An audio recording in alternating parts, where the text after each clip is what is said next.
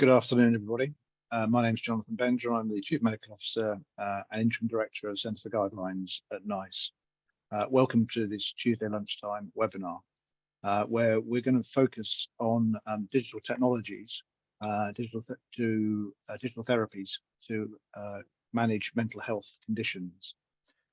NICE has recently released guidance on a number of digital therapies which are applicable in mental health. And NICE is, of course, focused on releasing guidance to support health and care practitioners and commissioners of systems.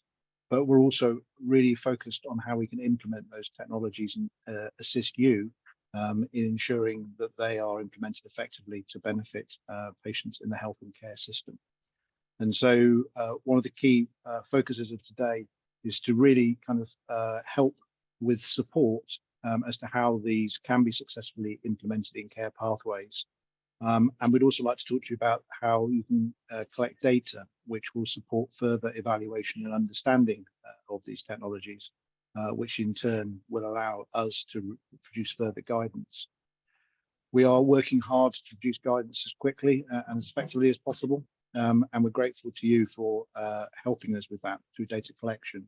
And we want to work with you to make sure that these technologies are as effective as they possibly can be, so that these digital therapies will benefit the maximum number of patients and help address the important challenges that we have at the moment in access to mental health services.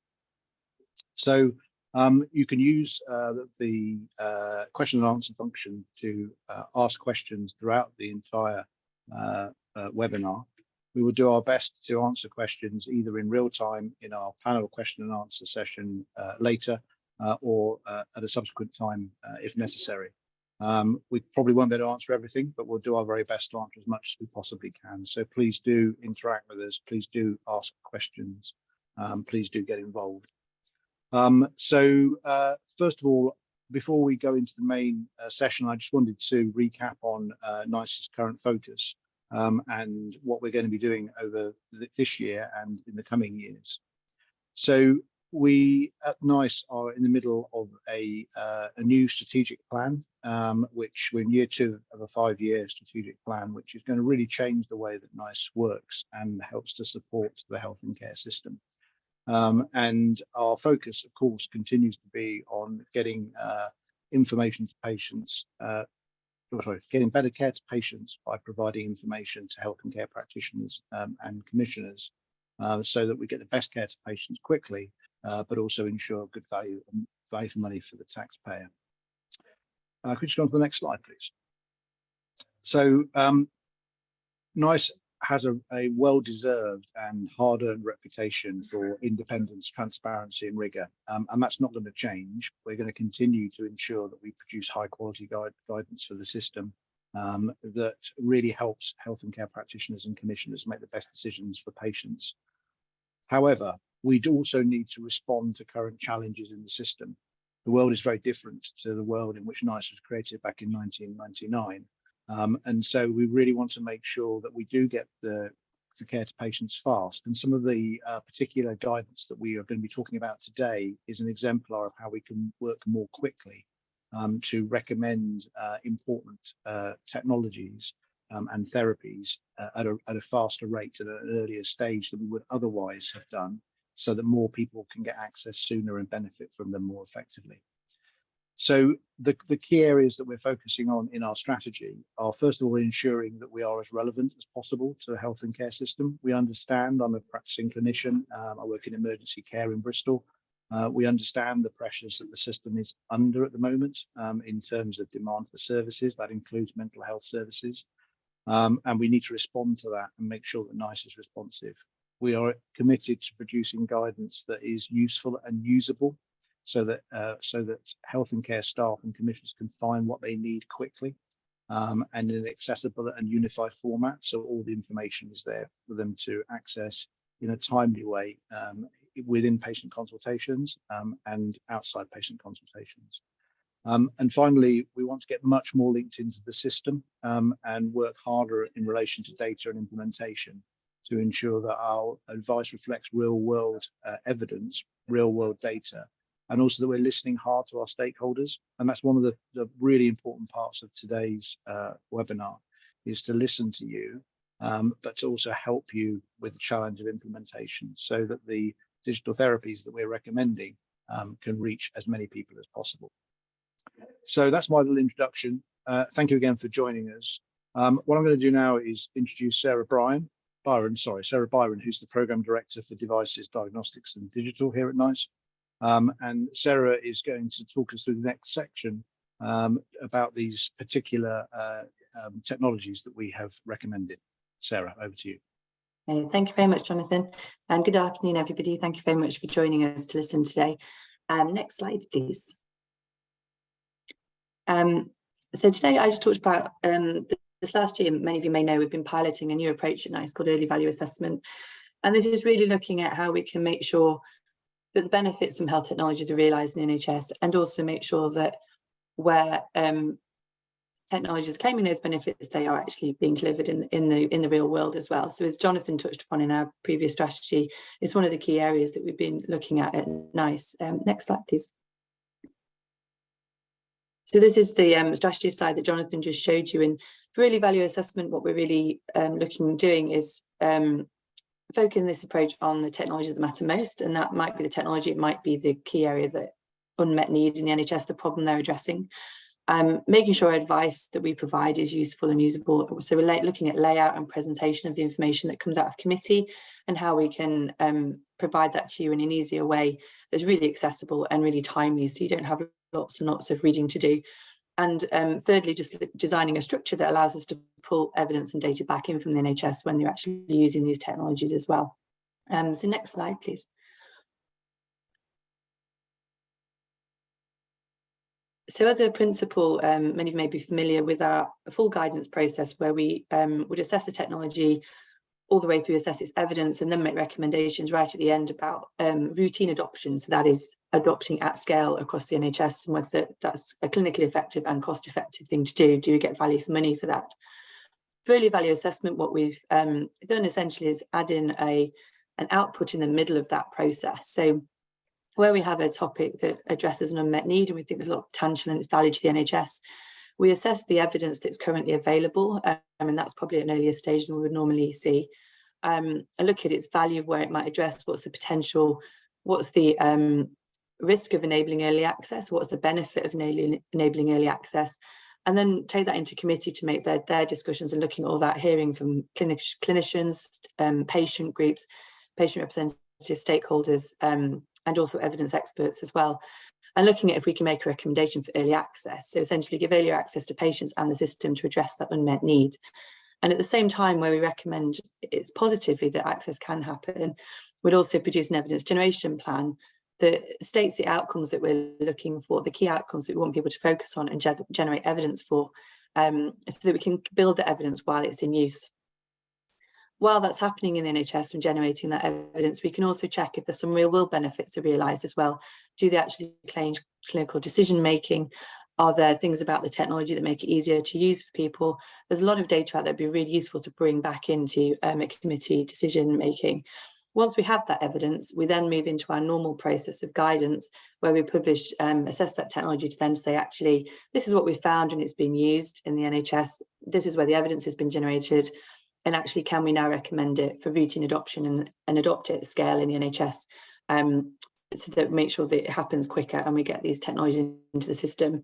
In terms of the technologies that we're looking at, we've actually had really strong feedback, and we are looking at technologies that fit the same use case. So we won't just look at a single branded technology, we'll look at all those branded technologies available from companies, all with the same purpose, and look at where their evidence is and whether they're clinically cost effective, and if there are some difference between them that we want to highlight to you, so that you can make a choice on some of those technologies as well.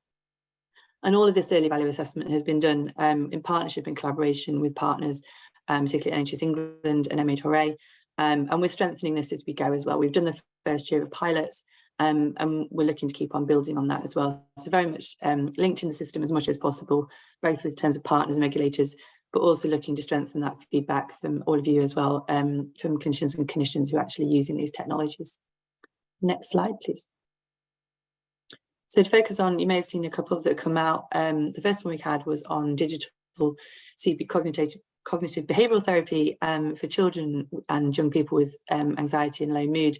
And that was the first game that was picked up by the Secretary of State, has been well received in terms of looking at these technologies and if we can help improve symptoms and address, the huge unmet need at the moment in mental health. And the second one we've also done is a test to prevent newborn deafness in children, a genetic test. So that was also well received, and that was in the BBC. So they're gradually being published out and they're coming out, and you'll see more come out over the course of these next 6 months as well. So for today, I really focus on the digital therapeutic one in mental health for children and young people. So I thought I'd delve into that a little bit more detail to explain how we've reached our recommendations and explain sort of next steps as what's happening as well. So next slide, please. So in terms of the interventions that we've included in this one for digital guided self-help cognitive behavioural therapy, it had to be based on the principles of cognitive behavioural therapy. There's an awful lot of digital apps out there and digital therapeutics. Some of them might be more in the well-being space, and we were looking here, these are symptoms, mild to moderate symptoms. So we want to make sure we've got the principles of CBT in there. We also looked into how it could be used with support of healthcare professionals, so not necessarily self-referral of people driving that themselves, but actually can it be used in a forum where you've got the healthcare professional on the side as well. Obviously, appropriate regulatory approvals, we checked all that, and also needs to be available for use in the NHS. So people be able to, when we made the recommendations, the NHS needs to be able to access those as well, make sure they're available from a company perspective, that they're on the market as well. And next slide, please.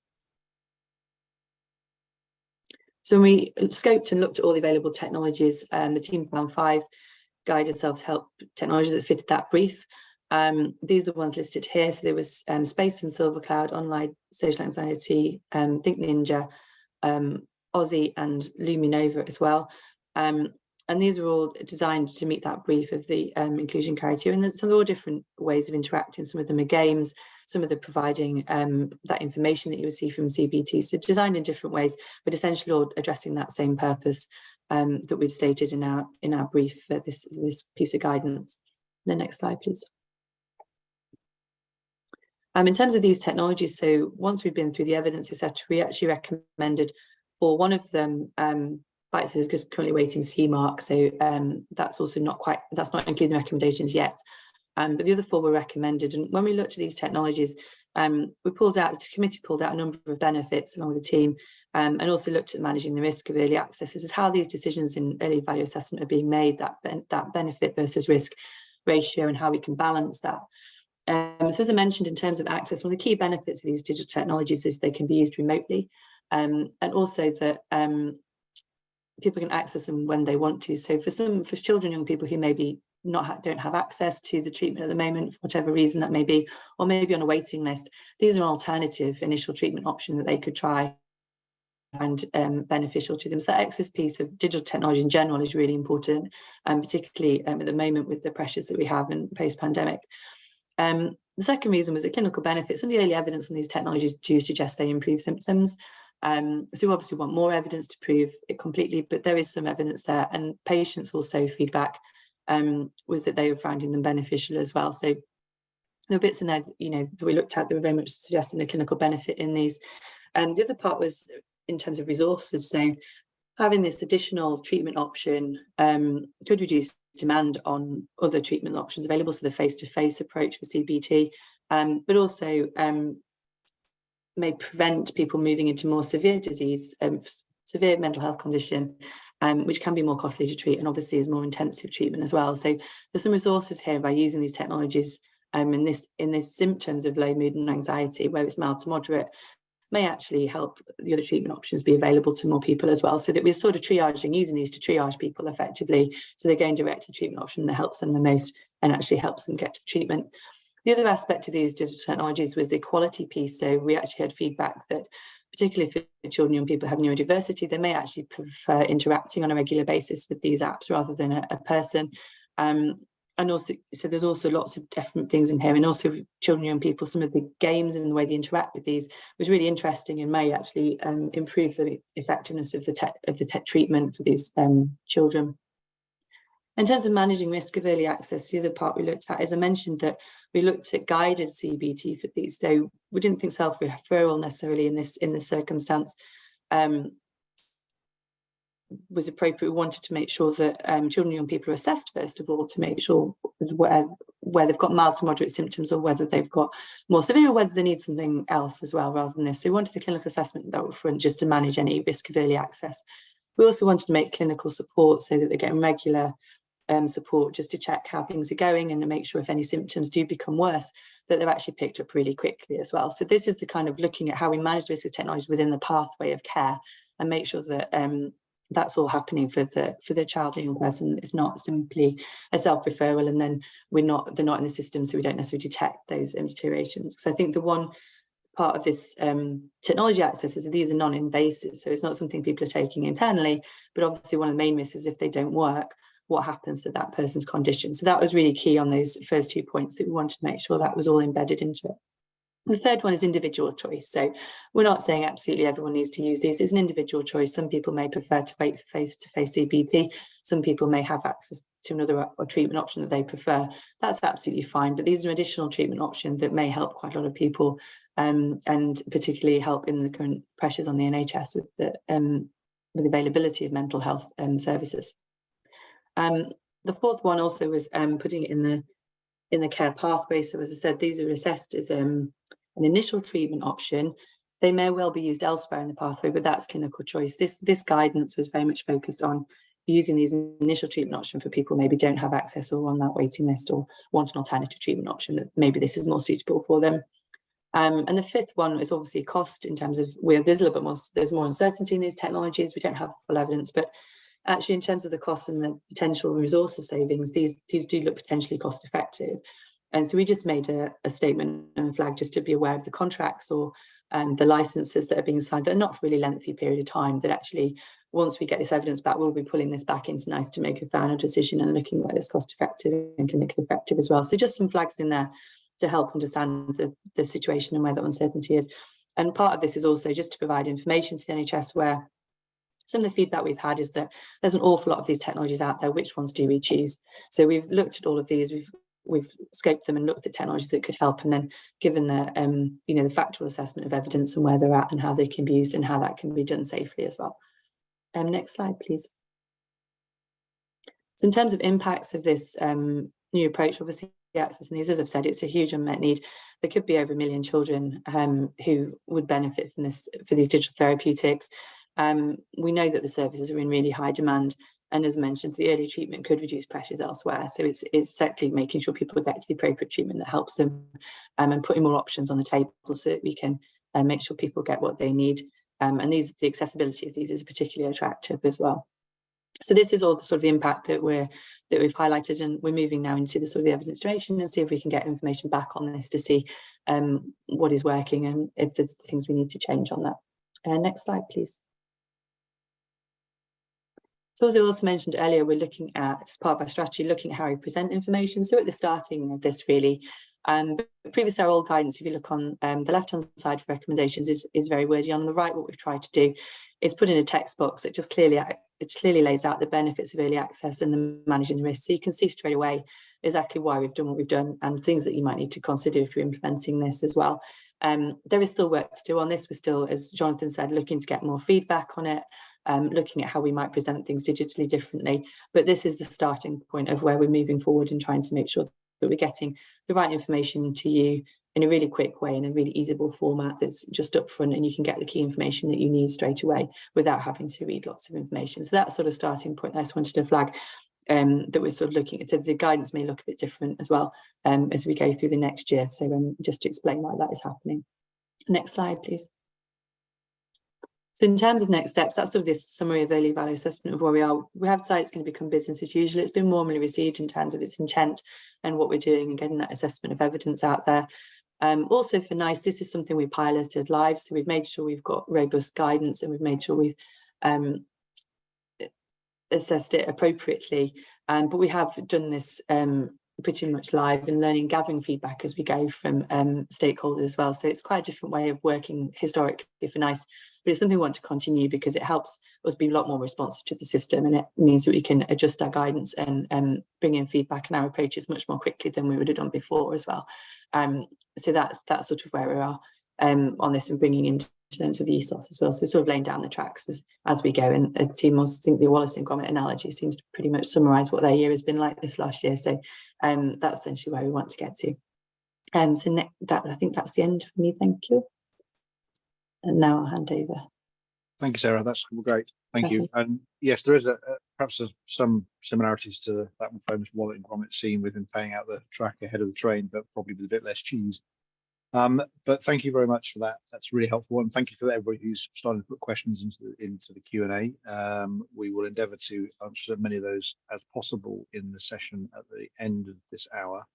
But I want to keep going with our core presentations first. So I'd like to introduce Alexa Forrester, who's one of our implementation managers at NICE, and who's going to focus specifically on how NICE can support adoption of these technologies into practice. Alexa, over to you.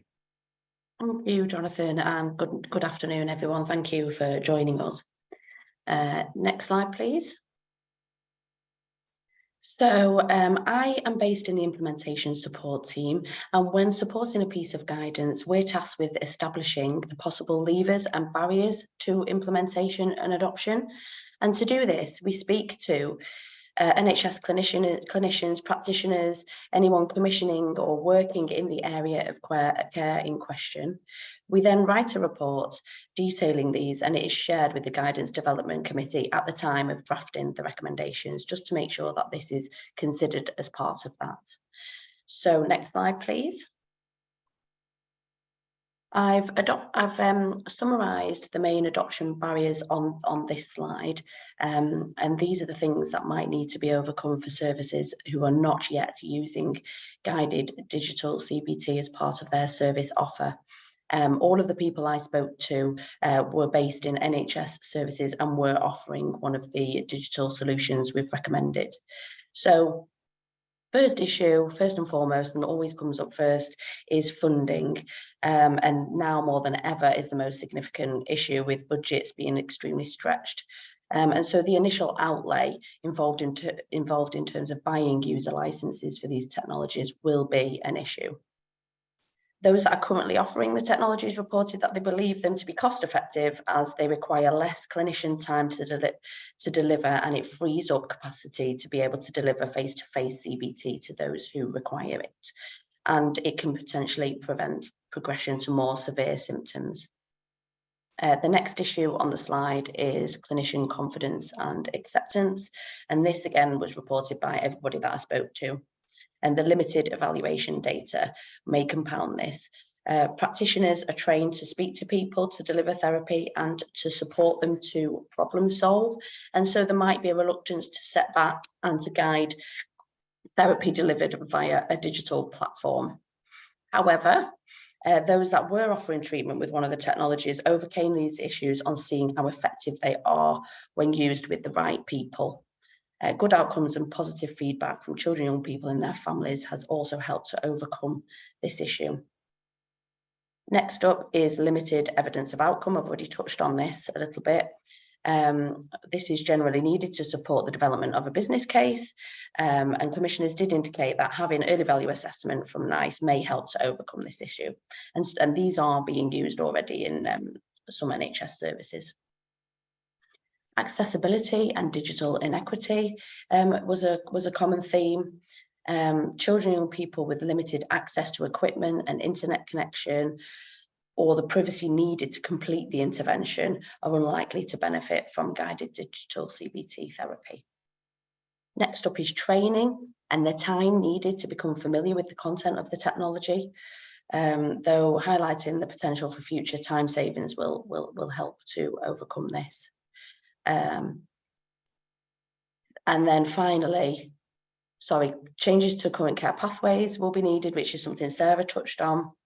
So obviously current care pathways will need to be amended to add this as an initial treatment option. And then finally, evidence generation and data collection requirements may present a barrier. The evidence generation on the outcomes recommended is largely embedded within the technologies, meaning that the collection of data shouldn't place an additional burden on services, but linking the digital technologies to the electronic patient record system will further help with this issue. Okay, next slide, please. So in terms of the tools and resources and support that we've already developed to help support implementation of this guidance, under the tools and resources tab of the guidance landing page, there is a resource impact report and template, and this will help you to show the financial impact of the guidance within your service. We've got the forthcoming evidence generation plan, which Sarah has talked about, and this will help technology developers, NHS researchers, patients, clinicians, and the NHS to generate the evidence needed, either from existing research or real-world data. And we're currently working with the AHSN network to support the adoption and uptake of early value assessments. We have a collaboration agreement with the network, so we will be working with them to develop implementation support going forwards for these guidance types. But we wanted to find out more from you. What would help you to adopt these technologies? Things that have been suggested by people that I've already spoken to are practice-based case studies of services that have already started using these technologies, and also a business case template that can be used and amended locally for use. But please add further suggestions either around barriers to adoption or some solutions to those and what's needed to help you to implement these technologies into the Q&A function. Next slide, please. So I thought it would be good just to put some quotes on here from the people that I've spoken to. So these are some clinician views from psychological wellbeing practitioners. People were keen that they had an additional treatment option, and one service have created a separate new care pathway for children and people who are assessed as being appropriate and would like to try this type of treatment. Someone else said that the treatment is effective and it's intuitive and leads to good outcomes. The last quote there is around outcomes and improvement using these technologies and not needing to go on to receive face-to-face CBT. Next slide, please. So this is feedback from young people who have used the technologies. So the first one is around liking the access and being able to access it at any time, and it's easy to access on their phone, and the software being user-friendly and interactive, and liking the way they can record feelings and thoughts and look back at how far they've come. Next slide, please. And this is some feedback from parent and carers. So people like that the treatment can more easily fit into family commitments and that they can be completed at times that suits their families. Receiving a treatment option quickly has been really important. There are big waiting lists for this for children and people in mental health at the moment. So having a treatment option quickly was reported as being a really good thing. And the ability to continually access the resources following treatment has been really useful. Next slide, please. Okay, so that's my section. Our team email address is on there, so please, any suggestions and more intel on barriers would be really useful. Add them to the Q&A and feel free to email us following the session. Thank you. I think I'm passing over now to Lily. Thank you. Thank you very much, Alexa. And yes, questions coming in thick and fast, which is great. We've got one more important presentation from Lily Tang, and then we'll go on to our Q&A session. Lily works at NHS England, where she's in policy context, in the Accelerated Access Collaborative at NHS England, where she is the Deputy Director. Lily, over to you. Thanks, thanks, Jonathan, for having me, and thanks everyone for joining us. If we can move to the next slide, please. And what I'm going to do is to try to give a very high-level overview of the policy work that I'm leading and working very much closely with nice colleagues on to clarify routes to market for beneficial digital health technology so that it is clearer for both decision makers on the ground, so clinicians, commissioners, finance colleagues, and so on, but also for patients themselves and user groups to understand which products are most clinically efficacious, which products are cost effective, and therefore which ones are the ones that would both lead to benefits for patients, but also ensure that we are securing value for money, as Jonathan and others touched on earlier. So we can move on to the next slide. So we've been working on trying to clarify the route to market or routes to market for digital health tech for the past 6+ months, working very much in partnership with NICE colleagues. And we really want this ongoing work to be fully driven by what's going to be most useful for clinicians and patients. So definitely would welcome continuing to be in touch with colleagues on the call now. So please do feel free to reach out if there are things that I touch on that you have questions on post this webinar. So we want to clarify the assurance steps to get digital health technologies adopted more beneficially within the NHS, which includes clarifying the assurance routes and the evidence requirements that are needed, but also fundamentally clarifying who pays for what and how can we go about commissioning these products through to paying what price to pay for those products, and then also how do we ensure that we strike the right balance, as Sarah touched on, to support products to be utilised within the NHS whilst there is still an element of evidential uncertainty, but where a specific product is helping to address, for example, unmet need. We also have heard from Alexa that there are various barriers in terms of supporting clinicians to feel empowered to make decisions around the use of use of digital health technologies within the overarching clinical pathway, and to understand how that fits within the day-to-day operating business and not just a bolt-on that is essentially then not easily fed through to delivering patient care on a daily basis. So that is something that we are trying to clarify. How do we make sure that this is being considered from the bottom up within day-to-day clinical pathway service delivery? And what we also want to do is ensure that we utilize the benefits of digital health tech to ensure that the data that might be collected within apps and digital health technologies is constantly utilized to improve the product's operation and to ensure that the products are delivering against their intended impacts. And key to that, crucially, is that we do this in a way that manages any risks around data usage so that there are certain safeguards around privacy, data sharing, and so on. If we move on to the next slide.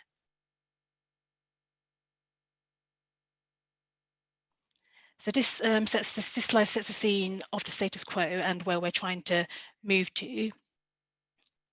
And so on the top of the slide here is essentially what we've been hearing from colleagues, both from industry, but also from the sector. So again, clinicians through to commissioners and other colleagues, that there is lack of clarity on the regulatory requirements and that there are likely many products out there that don't have the relevant regulatory approvals. It's also unclear to industry how to gradually get their products into the NHS in a way that isn't just a 0-1 situation. So again, touching on what Sarah mentioned, the key reason for introducing the early value assessment process is to try to move away from that 0-1 situation whereby we're kind of like in a chicken and egg situation, and we say that because there is not sufficient evidence generated for a product, we would not allow that to be utilised within the NHS. And what we want to do is to try to better balance risks and benefits and to enable gradual and managed access to products as the evidence is generated and we can get to further routine scale and adoption within the NHS. We've also heard that there isn't sufficient clarity on commissioning products and how to go about paying a certain price for the product. We understand that for a specific product, for example, for the same use case, that there are probably multiple different prices being paid within the NHS. And given that the NHS is a big organisation, we should do more to support securing value for money for the NHS and for taxpayers, but also ensuring that we reward innovators sufficiently also, because we definitely want to make sure that the UK remains an attractive environment for innovation and investment in digital health tech. So along the bottom is essentially what we're trying to do by clarifying the policy approach all the way from upstream. How do we ensure that we're focusing on the right areas and clinical pathways where we believe that digital can make a real difference for clinicians and patients, all the way through to how can we support evidence generation whilst a product is still developing fully, against the intended impacts, and then how can we support all commercial and procurement aspects and ensure that we are securing best value for money for the NHS. If we move on to the next slide. I'm not going to go into this in detail, but very happy to discuss further with anyone offline, so please do reach out. Essentially what we're trying to do is to clarify categories of products, and you can just look at the top of this diagram here, from moving from left to right, category 1 all the way through to category 4. So category 1 effectively refers to products that are out there within the NHS that don't have DTAC and or don't have CE or UKCA regulatory approvals and should not be being utilised within the NHS, through to category 2 products, which we believe currently is where the majority of products sit for digital health technologies, and they are products which do have a relevant MHRA approval to be used as a medical device within the NHS, and do have at least one local digital technology assurance criteria assessment, which covers various aspects of safe use of data, interoperability, and so on. And then what we're trying to create here is a move towards what we are terming category 3, which is therefore linked in with the work that NICE colleagues are doing around the early value assessment. And this is where, apologies, excuse me, whilst I blow my nose. So this is where we are trying to support usage of technologies that are showing early promise, and to also fundamentally support the evidence generation as these products are gradually utilised within the NHS during category 3. And we are calling that category conditional, so products recommended for conditional use before they are then able to approach what is the end state effectively of category 4, which is where we are really trying to get to, because we really want beneficial digital technologies to be routinely commissioned and scaled and spread where they can support both staff and patients. And in order to get to category 4, the evidence generation framework, which Alexa just touched on, is something that we would like to work with yourselves as well as continue to work with industry and NICE colleagues on to support that journey. We move on to the next slide. So again, I'll be brief on this, but essentially the work that we're doing will clarify a national maximum price for those products which are conditionally recommended through the early value assessment process. And that will help to give certainty, greater certainty, both to industry as to what sort of price they can receive. That price will be informed by the NICE assessment of clinical but also cost effectiveness. And then local commissioners, purchasers of these products do also have the autonomy to further negotiate those prices down. But we're hoping that by providing a single national maximum price for early value assessment conditionally recommended products, that helps to guide what sort of price would lead to a product to be cost effectively used within the NHS and secure value for money. We also are working towards the longer term ambition, which is that we are able to provide the information and the support to all colleagues within the system, and also to patients and patient groups, to understand how to pay for and procure these products, as I mentioned earlier. And generally, we, over the longer term at least, would expect that procurement and commissioning of these products will be via local budgets, especially in the context of us moving more towards giving greater autonomy to integrated care boards. Over the shorter term and medium term, there are conversations as to whether there are elements of national NHS funding pots and or external government funding pots that we can help to support the progress of digital health technologies into the NHS as the market continues to mature, so that we give the potential of digital to support the NHS the best chance possible, and to give it greater parity, for example, with other aspects of care delivery, such as medicines. If we can move on to the next slide, please. So I won't touch on this slide because it's already been covered by Alexa, but essentially from our experience working on various award programs, such as the AI Awards, we've come across key barriers to adoption that we would like to continue to get views from yourselves in this webinar and through other continued engagement with, again, systems, but also industry, to understand how we can support, how we support the solutioning of these barriers, and how can we support you to get these products utilised where you believe that this would be beneficial for yourselves, your organisations, and fundamentally your patients. And this is what I touch on in the next slide. So I, again, will be very brief, but essentially we're considering from less intensive to more intensive aspects or approaches to supporting yourselves to adopt early value assessment conditionally recommended products. And this ranges from providing national comms and webinars all the way through to us trying to secure funding routes to support adoption of these products. And that can cover, which I've touched on at the bottom of this slide, the actual cost for the products or implementation costs, such as business change costs, costs to support the evaluation and ongoing evidence generation of these products as they go through the early value assessment process and closing the gaps identified through NICE's evidence generation framework, and or a combination of all of the above. And again, especially whilst we are going through the journey of the market maturing. And I will stop there. I just had one more slide, but essentially that's to say that we hope to publish draft guidance on the end-to-end policy framework, clarifying the routes to market for beneficial digital health technologies at some point in the summer. And we very much think that this should be an iterative process and would love to continue to hear from yourselves so that we can continue to co-develop this going forward and to refine it and iterate it over time. Thank you. Thank you very much, Lily. That's great. Quite a run through, quite a complex area. So we're moving into the kind of question and answer session. We've got quite a few questions to get through. I don't think we'll get through them all, but we're going to try. If I could encourage my speaker colleagues to turn on their cameras so that we can see your happy smiling faces. And I'm going to kind of pick out some of the questions that we've been asked and see whether we can answer them with the panel that we have assembled.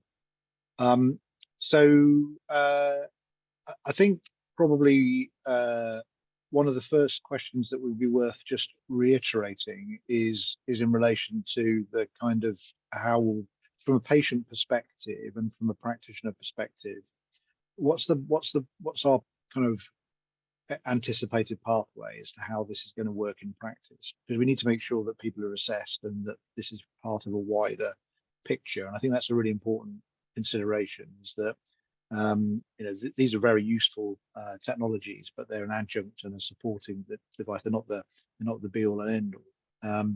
So I don't know, Lily, is that within your remit in terms of what you envisage the right route of access to be in terms of how individuals are actually going to access these therapies directly? Yes, and I think there are a number of dimensions to that. So there are aspects around how can we ensure that we are digitally inclusive? How can we ensure that we empower patients to understand how to access and then utilize products? And I speak as someone who's just completed a 6 to 8 week digital CBT course, but have then been told that I still need face-to-face treatment. But certainly for me personally, it has given me the kind of choice and also empowered me to manage part of my care, but recognizing that it hasn't been the full solution. So we are trying to engage with various patient reps and user groups, mine as one example, but we've definitely got a journey to go. So if colleagues on the call could please reach out, participants on the call, so you can reach out to me and do make suggestions as to how we can improve this.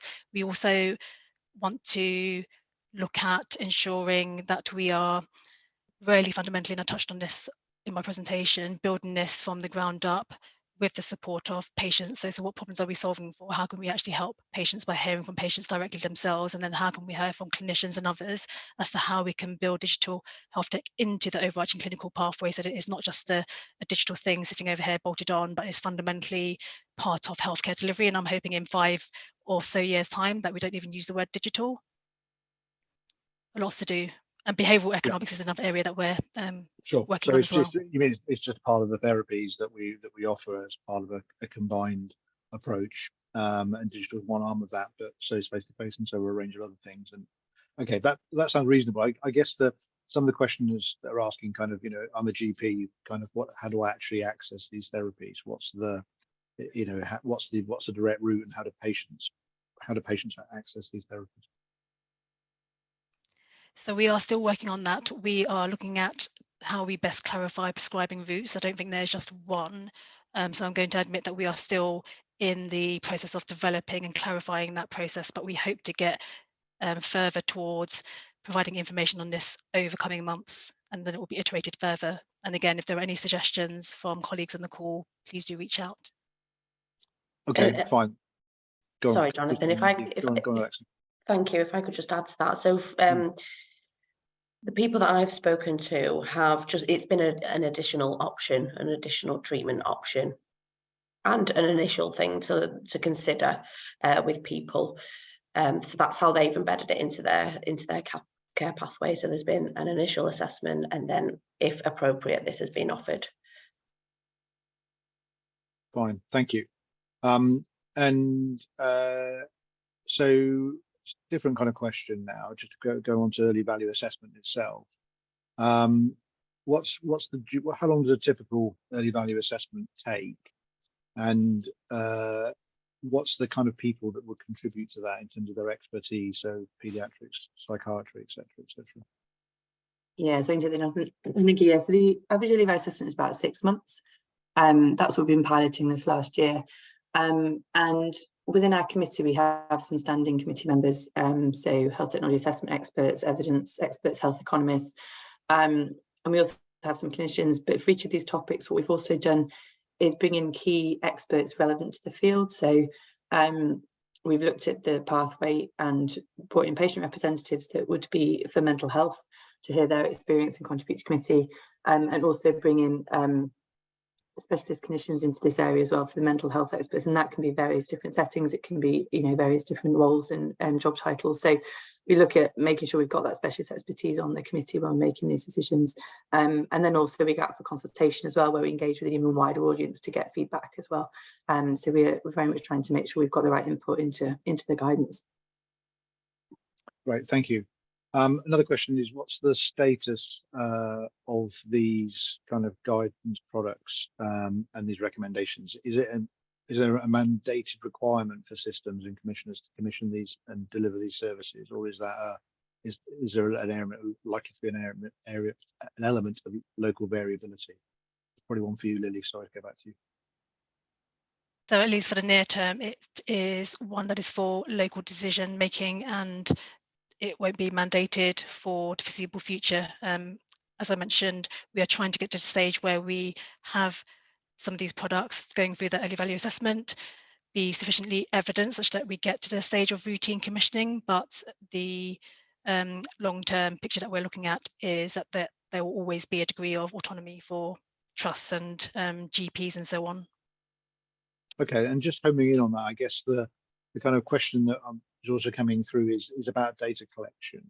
So is there a kind of responsibility to collect data, and whose responsibility is that? And then how are we building that in? Because I think there is a challenge, isn't there? We need often our assessments are done quickly with the best available evidence, but they tend to come with recommendations as to where we need more data in order to understand how these technologies work and could be implemented further.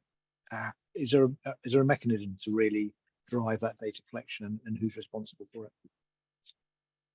Yes, John, I can take that.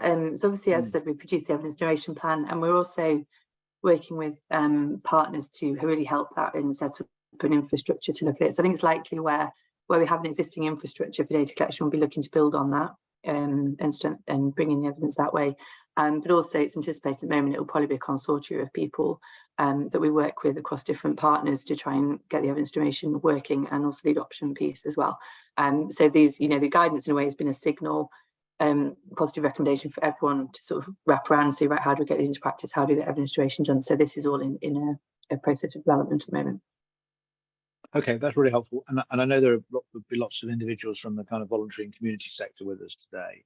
How would those people who are working in those sectors get more actively involved in this?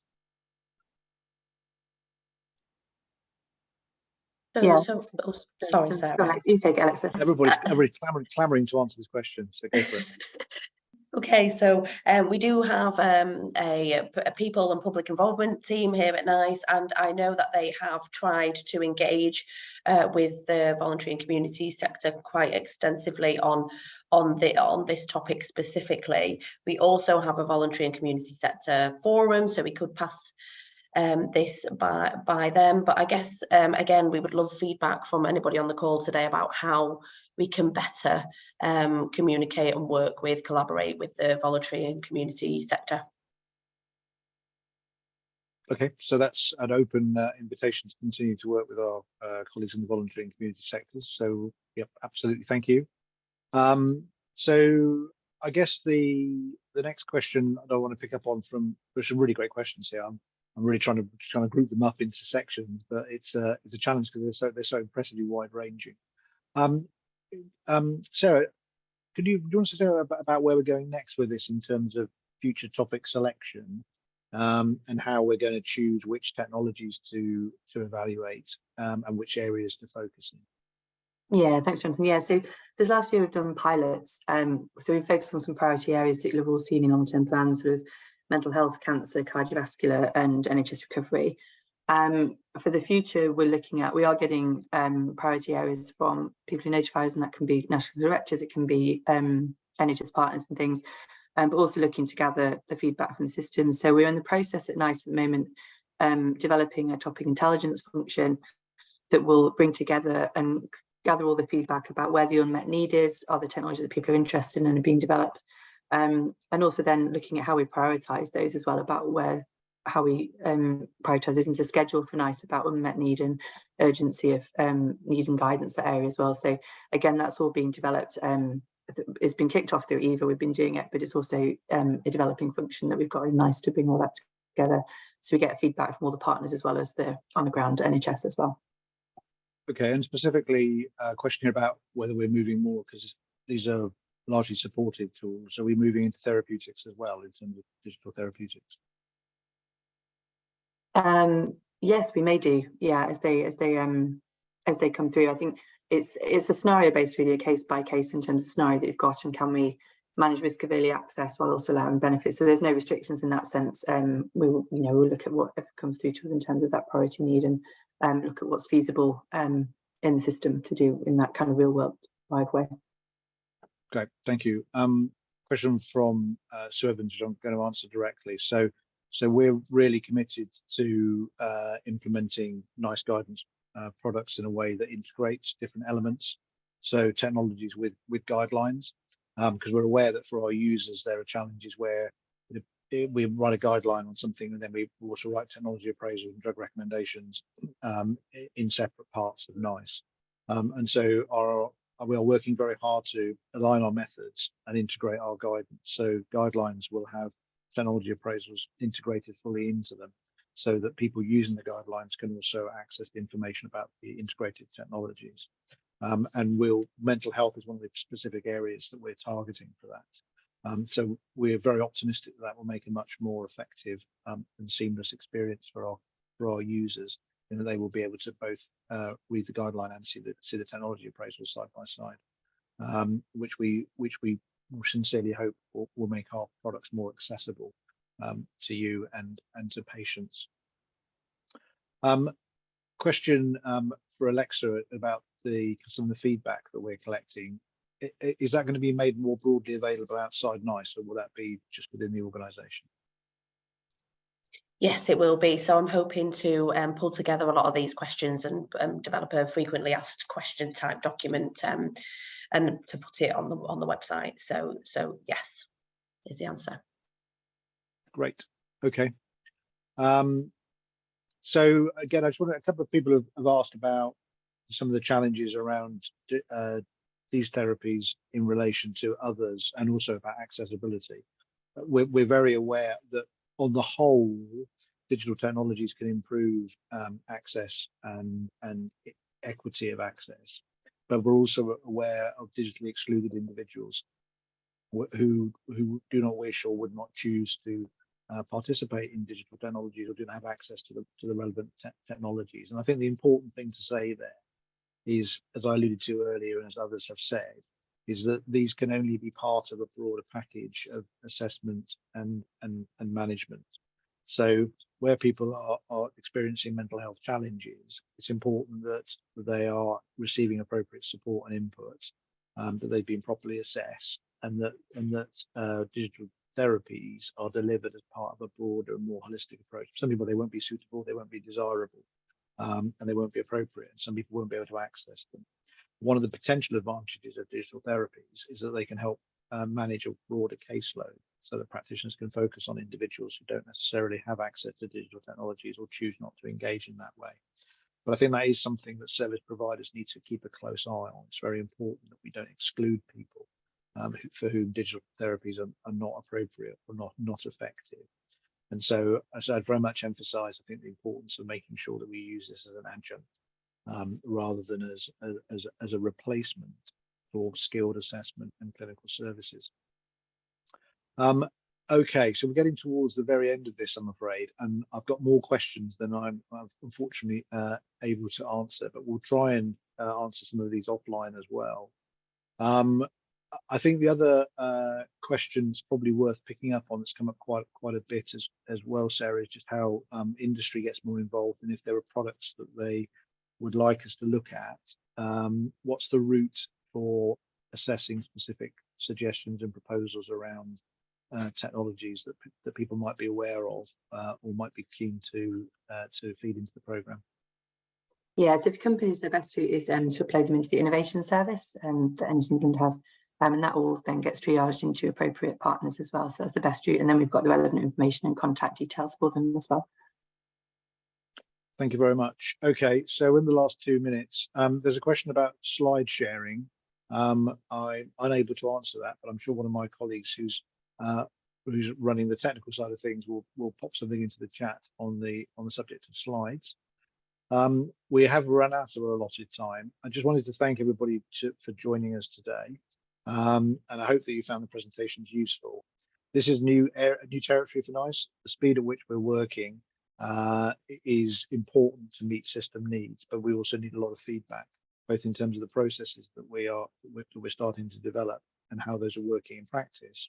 And of course, NICE is only one part of the pathway, and we've heard from Lily and others about how implementation is also an important challenge that we need to consider in order to ensure that these therapies are genuinely available to patients as part of a broader package of therapeutic interventions. We will take away your feedback, and we're keen to continue to listen to you and to develop and improve the services we provide. This is a part of the beginning of a journey, and thank you for joining us today. We will continue to keep in touch, and we will respond to as many of the additional questions that we can get to offline as we can. Thank you again for joining us, and have a good rest of your Tuesday.